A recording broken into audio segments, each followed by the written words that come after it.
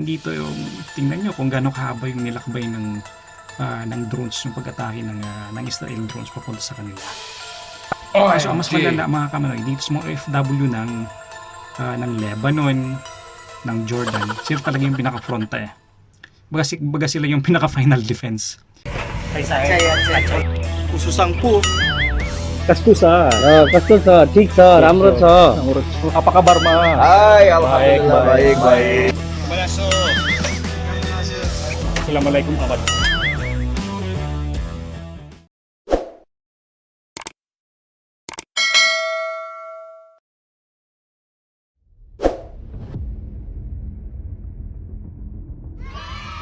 Panalo! Isang FW galing na Middle East, problema sa Iran sa Israel, ano?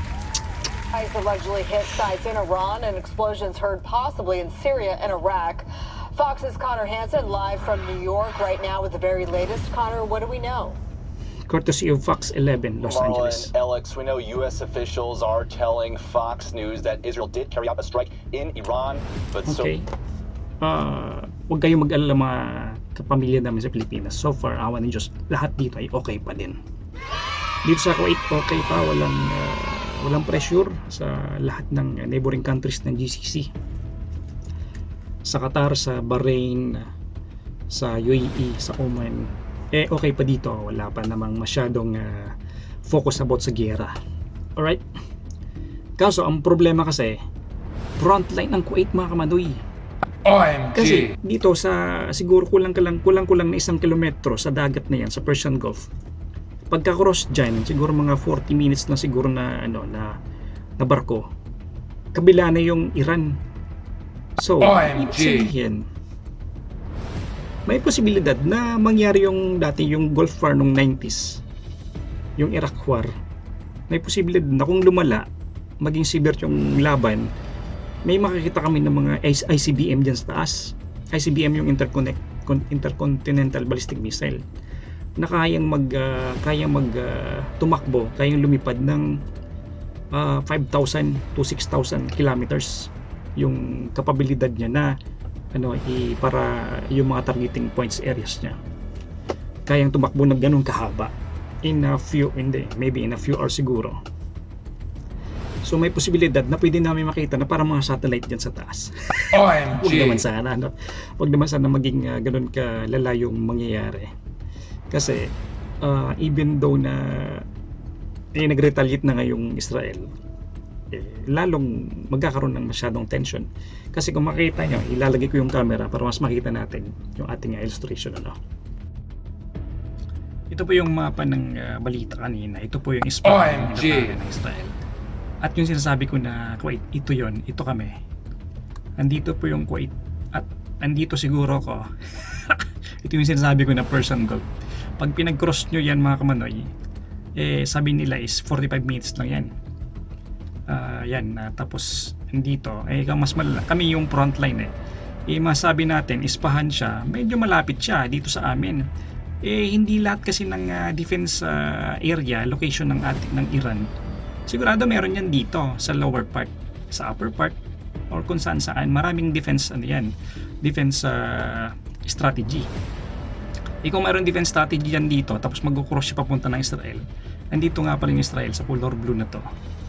Kung mayroon ditong defense ICBM na lilipad, of course magiging visible dito sa space, sa aerospace ng Kuwait. Di natin alam kung may pakialam ba naman ng Kuwait pagdating sa ganyan, So andito yung, tingnan nyo kung gaano kahaba yung nilakbay ng drones, yung pag-atake ng Israel drones papunta sa kanila. Kaso ang mas malala mga kamanoy, dito sa mga OFW ng Lebanon, ng Jordan, sila talaga yung pinaka-fronta Baga sila yung pinaka-final defense. Kaya sa mga kababayan din dito sa Lebanon, sa Syria, meron ba sa Syria? Sa Jordan, yun yung sa Egypt, meron din. Yan, mag-ingat-ingat na lang tayo. So far dito sa GCC countries, dito sa Saudi, dito sa lower yan. Sa lower part nandito yung Saudi, nandito yung UAE, nandito yung Yemen. Okay pa din naman itong Qatar, yan. Tapos yung Bahrain, saan yung Bahrain dito? Hindi ko makita okay pa din dito kasi nasa mababang kami locations, ano. Kaya huwag kayong mag-alala mga kababayan sa Pilipinas sa both sa OFW and GCC. So far okay kami. Kaso lang kasi pag naging mas matindi yung severe yung kanilang laban, siguradong magkakaroon ng paralysis dito sa mga areas na to.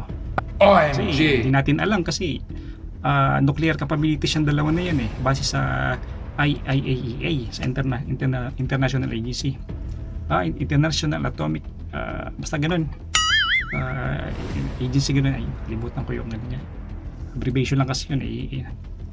Kasi during nung panahon ng ni Saddam saka yung panahon ni Ayatollah, napipintong nagkakaroon ng chismis na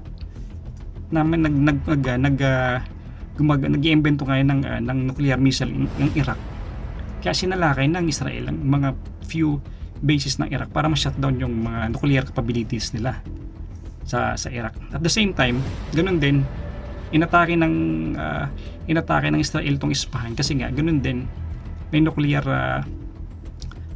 factory din dito. Kaya kung makita nyo, mayroong parang sign siya dito na parang warning ba to? Nuclear, ano ba yun? Kalimutan ko yung sign, logo na yan Kaya correct na lang ako makamanoy. Ayun, yan. So far, okay naman. Wag lang darating sa punto na maging malala, awan ng Diyos. Wag din maging malala kasi magkakaroon ng repatriation pagkataon. Hindi man. Siguro ako sa ganun. Alright mga kamanoy, yun lang. Nakwento lang na okay kami mga taga-GC OFW. Alright. Ngayon to be shortcut natin yung story nga, ano nga ba yung reason kung bakit nakialam na yung Iran. Bali galit na galit yung Iran, napuno yung Iran kasi aside na lalo silang parang nabuli na siguro dahil sa nangyayari Palestine-Israel. At nangyari nung Petsa 1, nung Abril 1, parang nagkaroon sila ng reason para finally i-atake nila yung Israel kasi yung April 1 parang nagiging suspetsado yung Israel at Amerika. OMG! Nagkaroon ng accomplish yung dalawa na inassassinate nila si Shahidi. Si Shahidi and the rest of the gang, yung namatay nung time na yon nung inassassinate sa Syria sa Iraq. Sa Syria or sa Iraq, di ko masyado yung details. Inassassinate sa Iraq at ayun. Gamit yung ibang klaseng drone ability. Hindi siya yung tipong bomb kind of drone. Kundi parang nung nakita ko parang nung tinusok yung vehicle, parang may blades na mawasak na parang na-turn to pieces yung si Shahidi. At isa pang general and parang 5 Iran Revolutionary Guard. Yun. Sila yung mga most powerful sa Iran from today generation. Aside from dun sa mga nakaraang ni Ayatollah Khomeini. Sa inyong mga ka-OFW ko dito sa Middle East, lalo na dyan sa Lebanon, sa Egypt, sa Jordan, kung mayroon man sa Syria, yan talaga yung pinaka baga sa nana. Puputok na dyan hindi ganun. Andiyon talaga yung pinakabukol ng nana sa paligid na yan, sa mga neighboring hoods na yan, neighboring countries. Ano yung masasabi nyo? Ano ba yung mga situation dyan ng mga OFW natin dyan sa mga nabanggit ko na yan at saka dito sa GCC? Ano masasabi nyo sa nangyayaring giyera ng Iran sa Israel? Comment below at pag-usapan natin. Alright. Subscribe for more.